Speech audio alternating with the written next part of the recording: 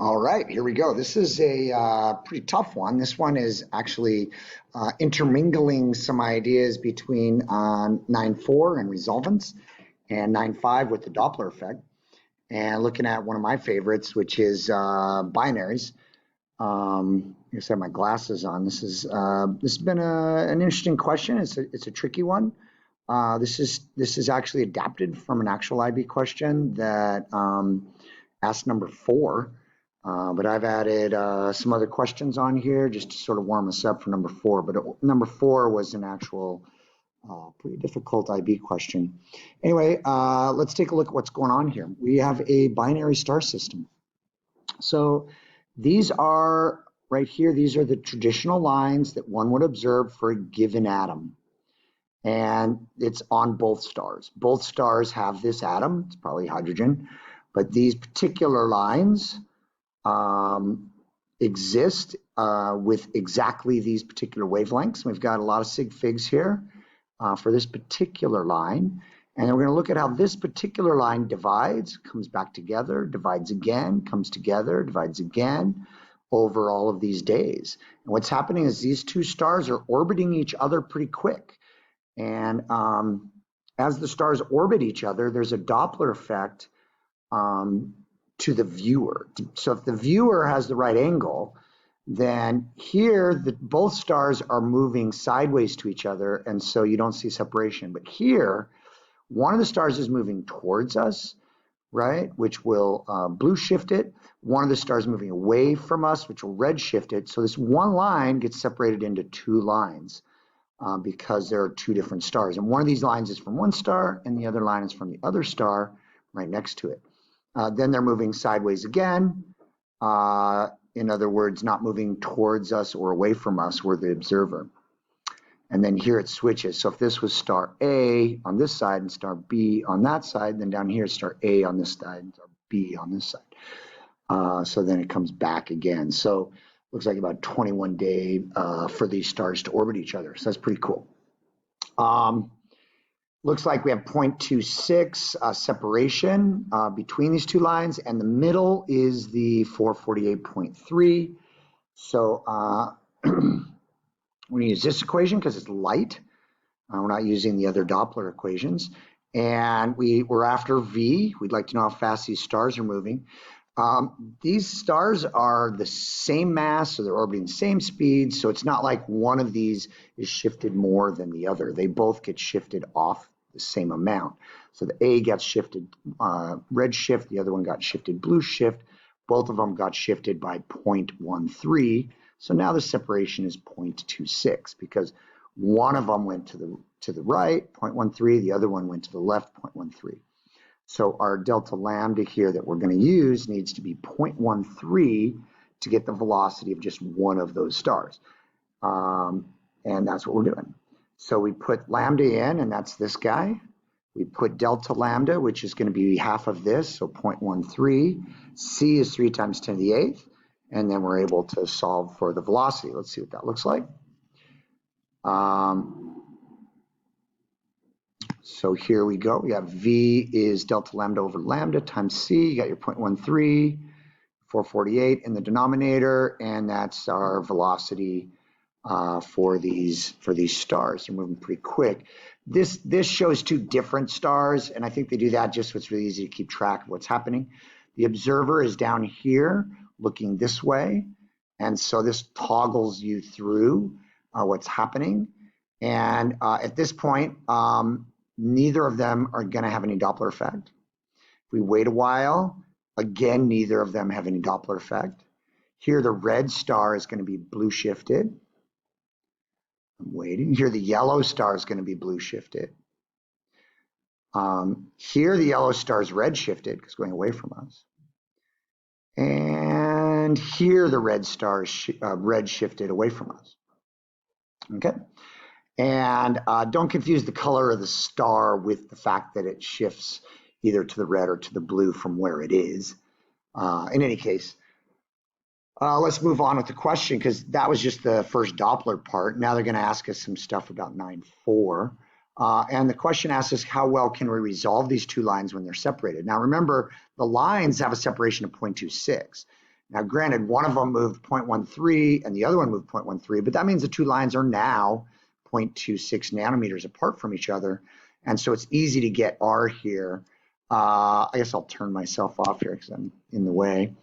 So you can see this equation. If we're after R, we're just going to take the lambda divided by the two different lambdas subtracted. So that's this divided by this. So we get an R value of about 1700. If we take this number unrounded and divide by 2, the reason we're dividing by 2 is because in the question, it mentioned that we're using the second order, right? And so M here is 2. And that means that there's a little more separation off to the side. And when we go to calculate this, we just have to take R, which is what we discovered up here, use the unrounded number, divide by 2, and we get about 860 lines on the diffraction grating that we're going to need. So if we're going to have to use 160 lines on the diffraction grating, and the diffraction grating lines are very close to each other, I think I said it was 675 lines for every millimeter. So there's a lot of lines on the diffraction grating that's being used to separate the colors, just like a prism separates the colors. And we have those different orders. So we're at the third order, which is way off to the side. And if you're not sure what I mean by orders, then you should go back to section 6.4 and the video on resolvents and watch that again, and then come back to here again and make sure you understand what we're talking about. When we're talking about order 3, we're talking about the third one over. So the angle's pretty big off to the side there. In any case, it makes it separate more.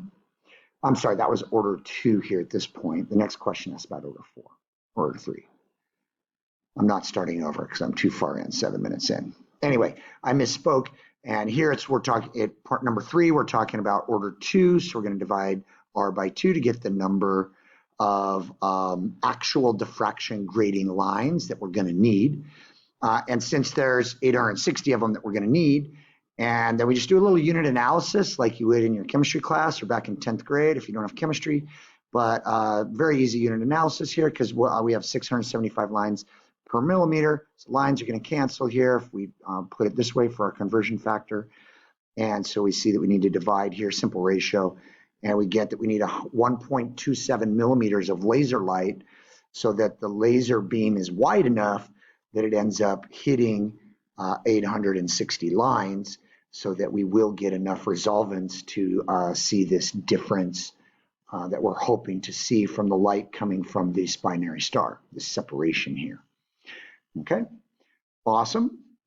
This, when we run this light through this diffraction grating, we have separation at lots of different orders. And this asks us if at order 3, what's the angular separation between these two lines? Like they're being pushed off to the side pretty much right next to each other. So what we need to do is actually calculate the angle that they're off to the side. So we're going back to our diffraction grating equation. This is like all the way back to this well-known equation for us, hopefully, which is d sine theta equals, and we usually put n lambda here, but I'm putting m so that I'm consistent with the equations that we're using. Because when we use this equation here, this m is the same. It's the order number, it's the counting number. Remember when we had double slit, we had 0 in the middle, and you had 1, 2, 3. Going down, you had -1, -2, -3. If you recall, we called that n back then, but here we're calling it m, but it's the same thing. So m equals 3 means we're going to put a 3 here in right here for our double slit equation, which our double slit equation is the same equation we use for diffraction gratings, remember? So we have d sine theta equals m lambda. What the heck is lambda? Well, they're talking about lambda 1 and lambda 2, where this is the middle one, but when they separate, you got a lambda 2 on this side and lambda 1 on that side, just barely different. They're 0.13 off each side of this middle one. So if we look at the middle, which is 448.3, we add 0.13. We got a little sig fig issue here. It'd be nice if there was one more sig fig here because we're adding at the hundredths of a nanometer, and this really should be 448.30 if we're going to do that. But I'm persevering through that mistake by IB. But in any case, We add them together, we get this. Here we subtract them because going the other direction. We get this. We need them in meters, so we convert to meters. This will be 10 to the negative 7th. Sorry, that was cut off there. And this is 4.4817. In any case, we're going to use this equation with m equals 3. What the heck is d? D is, remember, in double slit, it's the distance between the two openings. So here it's the distance from one line over to the other line. And remember, there were 675 lines per millimeter. So to figure out how far apart each line is itself, we can just divide that. 1 millimeter divided by 675 lines gives us the spaces between the lines, and then we convert that into meters. We got 1, 2, 3, so 1.48 times 10 to the negative 3 millimeters. So that'd be 1.48 times 10 to the negative 6 meters. Now we're going to plug and chug, solving for theta. So theta is going to be equal to the arc sine of m lambda divided by d. So we've got m is 3 times lambda. And for lambda, I'm putting in the theta 2 lambda from up here, divided by d, which I just showed you. So we get theta 2 to be this number. And I'm keeping a lot of sig figs because we're going to subtract. I'm going to do this exact same thing again with the other lambda, slightly smaller lambda. So I get a slightly smaller theta, 65 degrees, but the other one's essentially 65 degrees. But these two lines are, remember, right on, almost on top of each other, but slightly separated. And so the angular separation, which is what they're asking for here, we're just going to take this angle minus this angle to get us the angular difference between those two separations from the diffraction grating, which is separating the colors, and thus these two different colors have slightly different angles at the third order. Tricky, difficult question, particularly number 4, where it's really asking you to interpret a lot of different things and understand the resolvents stuff back in 9.4 really well. Interesting question, and I hope I helped you out a little bit with it. And see you soon. Fantastic.